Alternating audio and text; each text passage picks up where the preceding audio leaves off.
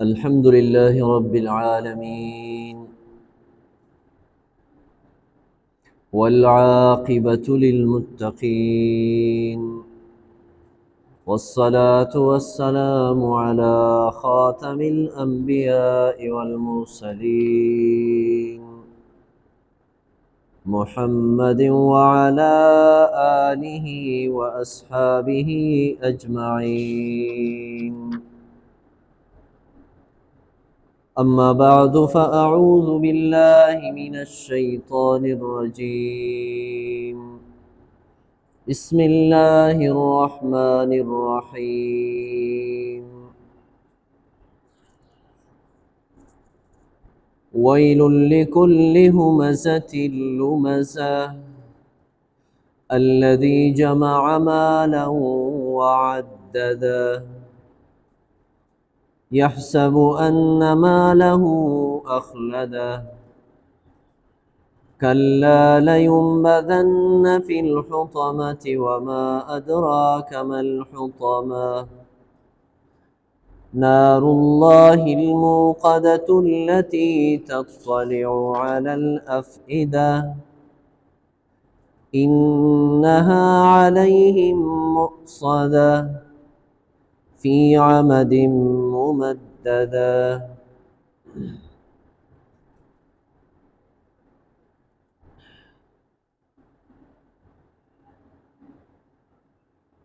الله رب العالمين دنیا چې دا دار الامتحان پیدا کړی دی. یعنی دنیا چې دا د امتحان کور دی، د ازمایش کور دی.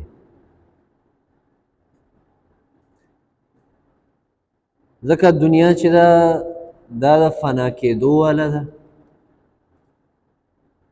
د دنیا دا ژوند چې څومره الله چاله ورکړی دی نو دا دلته د بقا والا نه دی، بلکې دا به ختمیږي.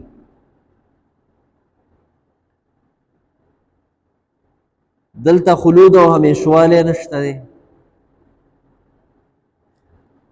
او د دنیا دا ژوند چې دی نو دا مطمئن ژوند نه دی چې یو سړی دی پکې د ټولو ازمایښتونو نه او د ټولو پریشانو نه خلاصي او دی دلته خوشحاله او مطمئن.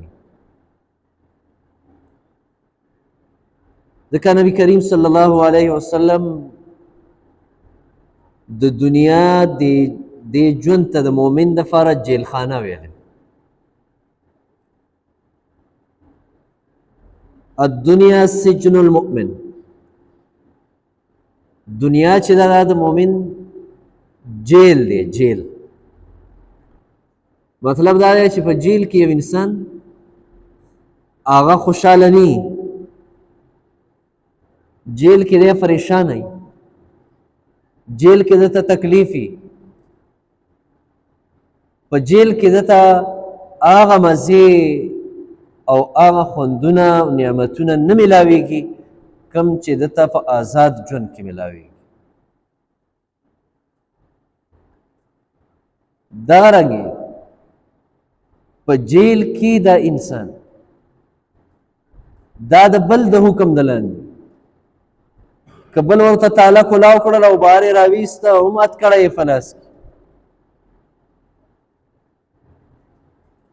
او که بل ورله څه واروړل او ډېره ښه ده، که دا نی نو په جیل کې د ده د ژوند ازادي نشته. دغه رنګې د مؤمن ژوند دی د دنیا دی، خو یو طرف ته د ټولو غلامونه به ازادي دا مؤمن کله چې دی د یو رب په غلامۍ کې راشي.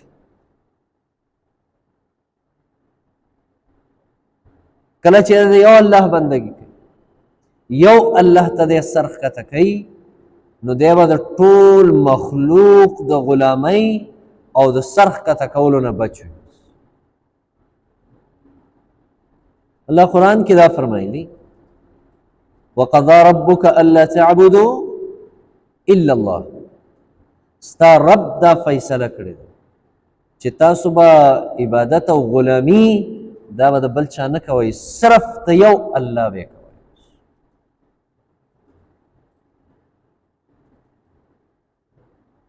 او بل طرف ته د دنیا دا ژوند دا د کافر لپاره د جنت مثال دی.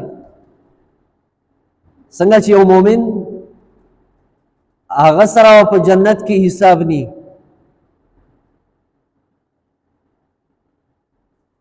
د یو مؤمن سره په جنت کې دته به څه کمی نی،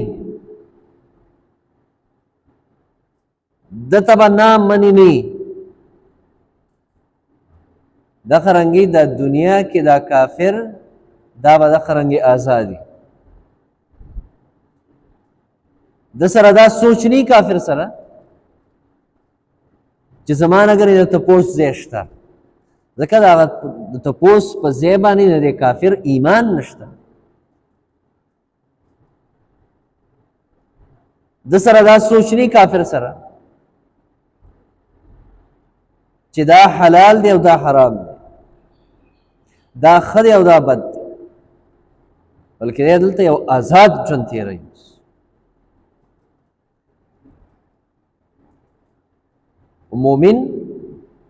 مومن دا چې کله د ایمان راوړو دا الله رب العالمین په دې خبره باندې وتړه چې کله دا ویل چې لا اله الا الله محمد رسول دا وتړلی شو، دی به د دې کلمې د ویلو نفس هماغه څه کوي چې کوم ورته الله ښایي، دی به د خپل خواهش مطابق ژوند نه تېروي،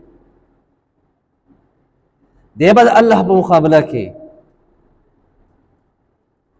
د غیرو په ژوند باندې ژوند نه تېروي.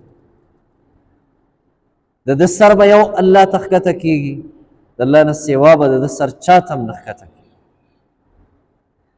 دی به غواړي د یو الله نه، د الله نه سوا د چا نه به هم نه غواړي.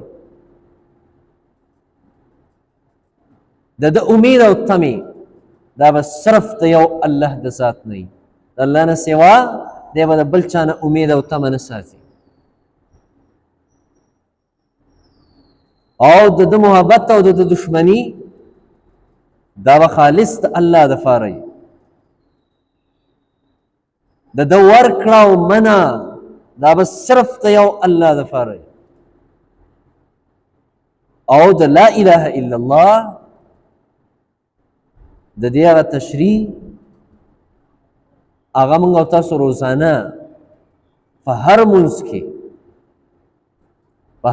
په هر رکعت کې وایو، او هغه دا جمله ده چې ایاک نعبد و ایاک نستعین. یا الله خالص تا بندگی وکړو، ستا نه سوا د چا بندگی به هم نه کوو. بندګۍ کې دا ټولې خبرې راځي کومې چې تاسو ته ما وکړو. او یا الله که څه غواړو مدد غواړو نو صرف تا نه به غواړو، ستا نه سوا بل چا نه به د مدد تمه نه کوو. ځکه د مؤمن ژوند هغه په دنیا کې د جیل غونته ژوند دی، د پابندۍ ژوند دی. د کافر ژوند په دنیا کې هغه آزادانه ژوند دی، بس څنګه چې د حیواناتو ژوند دی. قرآن کې الله رب العالمین یو ځای د کافرو تذکره کړې ده، د الله د نافرمانو تذکره یې کړې چې هغوی کله الله سره مخامخ شي او دنیا کې آزادانه ژوند تیر کړی دی، د الله د حکم د لاندې ژوند یې نه دی تیر کړی، او چې څه خوښه وه هغه کول. الله به ورته وفرمایي اذهبتم طیباتکم فی حیاتکم الدنیا واستمتعتم بها. تاسو خپل مزې او د مزو هغه ژوند هغه ټول هم دنیا کې ختم کړی دی، چې څه مزې وې هغه تاسو ټولې دنیا کې اخیستې دي. نو ستاسو ما سره څه نه دي پاتې، ځکه الله رب العالمین د دنیا دا نعمتونه موږ او تاسو ته راکړي، او د دې نعمتونو د دنیا د دې یو ورځ داسې راځي چې د دې به تپوس کېږي، د دې به الله تپوس کوي ثم لتسألن يومئذ عن النعم. بیا به خامخا تاسو نه د دې نعمتونو تپوس کېږي. یو سړي حضرت عمر فاروق رضی الله تعالی عنه تږی شوی و، اوبه ورله چا راوړې یخې، یعنې یو ګوټو که بیا یې را لرې کړې خولې او بیا دا آیات ولوسته او یې فرمایل چې هسې نه ای عمر د قیامت په ورځ الله تا ته دا ووایي چې اذهبتم طیباتکم فی حیاتکم الدنیا. تاسو خو هغه مزې او فایدې هغه ټول د دنیا په ژوند باندې ختمې کړي دي، هلته هم ختم.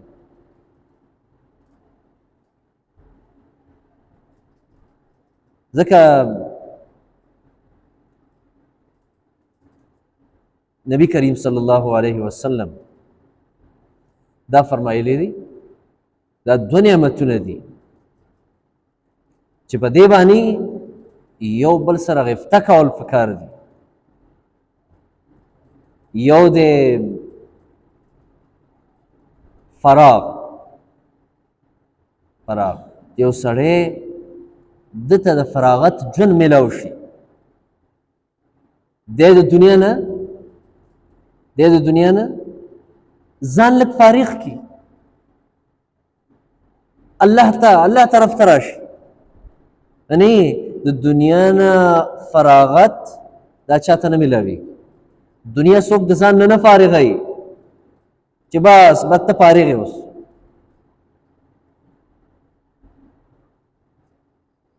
او دویم نعمت هغه دی صحت، روغوالی، چې په بدن روغې کنډم نه او داسې بیماری دی نه ده چې په هغې کې ته څه نشې کولی. نور دا وړې وړې بیماری دا به راځي، دا د مؤمن دپاره خیر دی. د دې په وجه دا مؤمن دا د ګناهونو نه پاکېږي، د ده الله طرف ته توجه راځي، الله ته رایادېږي. نو صحت او فراغت دا دوه نعمتونه دي، دا نعمتونه ګڼل پکار دي او د نعمت شکر ادا کول پکار. صحت شکر او د صحت د شکر هغه وخت کې پته ولګي چې کله دا بنده بیمار شي، بیا دې ووایي چې یا الله دا صحت څومره لوی نعمت. لکه موسی علیه السلام بني اسرائیل ورته ویل یا موسی که الله تا ته ووایي زه ستا یو دعا قبلومه نو ته به ترېنه کومه دعا غواړې؟ موسی علیه السلام ورته وفرمیل الصحه، زه به ترېنه صحت غواړم، روغوالی به ترې غواړم. ځکه حدیث کې راغلی دي چې نبی کریم صلی الله علیه وسلم فرمایي د قیامت په ورځ باندې به په نعمتونو کې د ټولو نه لومبې د دوو نعمتونو سوال او حساب دا د دې بنده سره الله کوي. او هغه دوه نعمتونه دا دي چې الله به ورته وفرمایي چې ألم نصح بدنك، تعالی منګه روغ جوړ او صحتمند بدن نو درکړی. او دویم دا دی چې ألم نرويك من الماء البارد، تعالی ما دا یخ او دا ښایسته اوبه نه وې درکړې. که سوچ وکړو موږ او تاسو د الله نور نعمتونه خو پرېږده،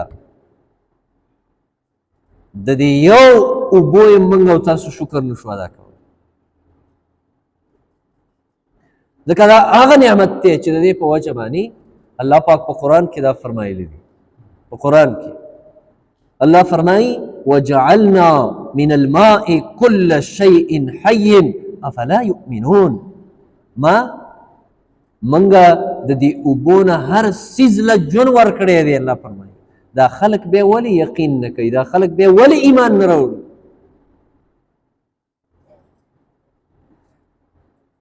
او دغه رنګې د صحت نعمت دی، د صحت نعمت دی. ځکه سپندورونو دنیا تاسو ته لومبي لفظ کې دا ما ویلو او د دنیا دا ژوند دا دار الامتحان دی، دا د ازمایش کور دی، د امتحان کور دی. دا خپل کور ګڼل نه دي پکار، او دا دایمي کور نه دی ګڼل پکار چې بس دا دنیا به یو، زما ژوند به یو، دا کلونه دي او دا به تېرېږي، او اوړی او ژمی او دا به تېرېږي. نبي کریم صلی الله علیه وسلم ځکه دا موږ او تاسو ته فرمایلی دي چې اغتنم خمسا قبل خمس، پنځه نعمتونه، دا د دې پنځه نعمتونو د ختمېدو نه مخکې دا نعمت وګڼئ، دا غنیمت وګڼه. حیاتک قبل موتک، یو ژوند دا د مرګ نه مخکې غنیمت وګڼه. ژوند د الله یو لوی نعمت دی، دا الله تعالی درکړی. الله قرآن کې دا لومبۍ سپاره چې کله تاسو وایئ سوره بقره بالکل په دویم آیات درېیم رکوع کې اخري کې دا آیات دی الله فرمایلی کیف تکفرون بالله وکنتم امواتا فاحیاکم ثم یمیتکم ثم یحییکم ثم الیه ترجعون. الله فرمایي تاسو ما باندې کفر څنګه کوئ، زمانه انکار ولی کوئ، حالان کې تاسو نه وئ او ما په دې دنیا کې پیدا کړ، ستاسو څه وجود نه و،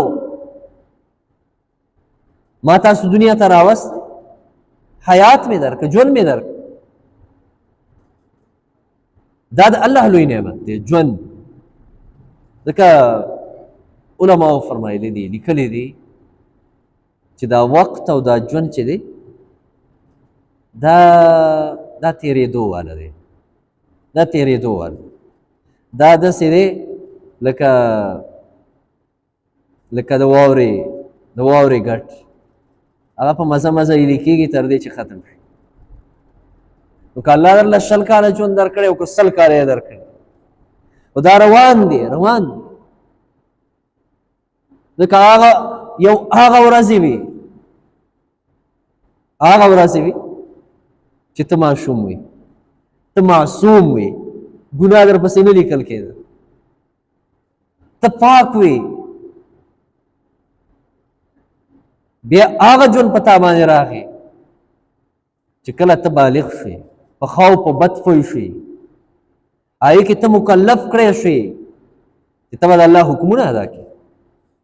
الله چې د کومو څیزونو نه ته منې کړی هغې له به خواله نه ورځه. الله سوره بني اسرائیل کې د هغې ذکر کړی دی چې دا کارونه دي دا به نه کې. بیا 40 کالونه واوښتې، بیا په کمزورۍ شروع شوي، او بیا 80 کالو ته ورسېدې. بیا الله رب العالمین فرمایي ملائکو ته د پسې اوس بدي مه لیکئ، د پسې ګناهونه مه لیکئ. دا د الله فضل دی، دا د الله مهرباني ده. انسان له احساس پکار دی، احساس پکار دی. هر انسان چې دا احساس وکړي چې زه دنیا ته راغلی څنګه یم، زه دنیا ته راغلی د څه لپاره یم، زما خپله خوښه نشته دی. وما تشاءون الا ان یشاء الله، الله فرمایي ستاسو خوښې نشته دی، خوښه صرف د یو الله ته. یمحو الله ما یشاء ویثبت وعنده ام الکتاب، الله چې څه وغواړي هغه ختموي، چې څه وغواړي هغه مضبوطوي او باقي پرېږدي. او الله سره د دې ټولو کتابونو مور ده، لوح محفوظ، عملنامه، هغه ټول الله سره دي. ځکه ژوند د مرګ د راتلو نه مخکې دا غنیمت ګڼل پکار دی.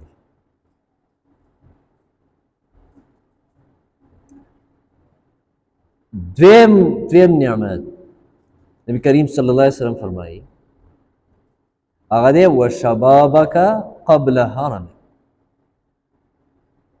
ځواني د بوډاوالي نه مخکې غنیمت وګڼه، دا یو لوی نعمت وګڼه. ځکه ځوان ته الله قوت ورکړ، ځوان ته الله طاقت ورکړی دی، هر کار کولی شي. دا ځوان معاشره کې یو ښه کردار هم ادا کولی شي، او دا ځوان په دې معاشره کې غلط کردار هم ادا کولی شي. دې معاشره ښه طرف ته بوتلی شي او دا معاشره بد طرف ته بوتلی شي. دا صلاحیت الله په ځوان کې ایښی. د ځوانانو تذکره الله قرآن کې کړی. د اصحاب کهف ځوانانو انهم فتیة آمنوا بربهم وزدناهم هدى. الله فرمایي دا ځوانانو په خپل رب ایمان راوړو او موږ ورله هدایت زیات کړ، او دوی د هغه وخت د ظلم نه بغاوت وکړ، دوی د هغه وخت د بې انصافۍ او د کفر د حکومت نه بغاوت وکړ. چند کسان و الله قرآن کې فرمایي لږ کسان، زیات نه زیات اووه کسانو. وثامنهم کلبهم، اتم ورسره د دوی هغه سپی و. او دوی په معاشره کې یو ښه کردار ادا کړ، نورو خلکو نه یې یېره ختمه کړه، دغه بادشاه یېره یې ترېنه ختمه، دغه ظلم هغه یېره یې ترېنه ختمه کړه. خلکو ته یې د دې خبرې سبق ورکړه چې د ظلم او د ظالم په مخ کې ودرېدل پکار دي، سر ښکته کول نه دي پکار. ځکه د مؤمن سر چې دی دا به ښکته کېږي نه، خو کټ کېږي به. دا به کټ کېږي خو ښکته کېږي به نه. ځکه مؤمن دی به د ذلت مرګ نه خوښوي، دی به د عزت مرګ خوښوي، دی به د بې حیایۍ مرګ نه خوښوي، دی به د حیا والا او د نرۍ مرګ به خوښوي. او دغه کردار د اصحاب کهف و. دا ابراهیم علیه السلام موږ او تاسو ته ښودلی، هغه ته الله ځوان ویلی و، ځوان کارونه یې د ځوانانو کول. کله یې بوتان مات کړل، شرک یې د دنیا نه ختمول، د شرک هغه ذرایع یې ختمول، او د هغه جابر او د سالم نمرود په مخ کې دی ودرېده، د هغه مقابله یې وکړه، هغه ته یې سر ښکته نه کړ، بلکې د هغه مخې ته ودرېده. چې کله یې بوتان مات کړل او دا خلک رال، نو هغوی ویل چې دا چا کړي یار، دا خو یې ډېر زیات یې کړی دی چې دا زموږ خدایان یې ټول تس نس کړي او ټوټه ټوټه کړي دي. نو بیا پکې څه کسانو څه ویل، قالوا سمعنا فتى يذكرهم يقال له ابراهيم.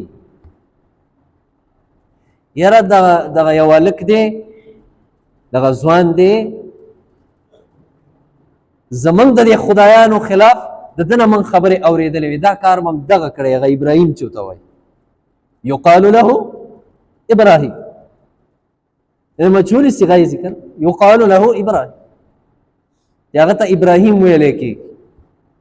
دا کار به هم هغه کړی او هغه کړی و بلکل. ځکه الله رب العالمین دومره بوتان ماتول دا خو آسان کار نه دی. ابراهیم علیه السلام په دغه عمر کې دا دومره بوتان ماتول دا یې د هلکانو کار کړی و، دا یې د ځوانانو کار کړی. داسې نور مثالونه قرآن کې دا د واقعاتو کې موږ او تاسو ته اورو. د معاذ ابن عفرا او د معوذ چې دوی ابو جهل قتل کړی و هلکانو. حدیث کې راغلی عبدالله بن مسعود رضی الله تعالی عنه فرمایي کله چې موږ صفونه جوړ کړل نو هر سړی به په دغه جنګونو کې په دې خبره باندې به خوشحاله و چې زما ښی او ګس طرف ته مضبوط خلک ودرېږي، چې زما مټ مضبوط وي. فرمایي زما خوا کې ما دا دوه هلکان ودرېدل،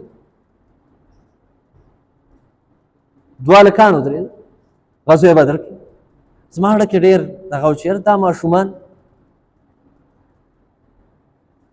او چې کله جنگ شروع شو نو داسې پټ غوندې راته وویل چې هغه ابو جهل کم یو ته وایي کم یو دی په دې خلکو دې کافرو نو یو ته ومې ښود چې هغه اس باندې چې دی دغه ابو جهل بس زما دا خبره وه او دواړه لکه د مرغو ور والوتل ابو جهل یې ووه خو مړ لا نه و مړ نه و عبدالله بن مسعود رضی الله تعالی عنه هغه ورغی او سر یې ترېنه ووه او دومره په دغه خلکو کې دې عربو کې یو ته جهالت ووایه یو ته ابو جهل په دغه ټیم کې مې وویل دا غړی رانه لږه اوچته کټه کړه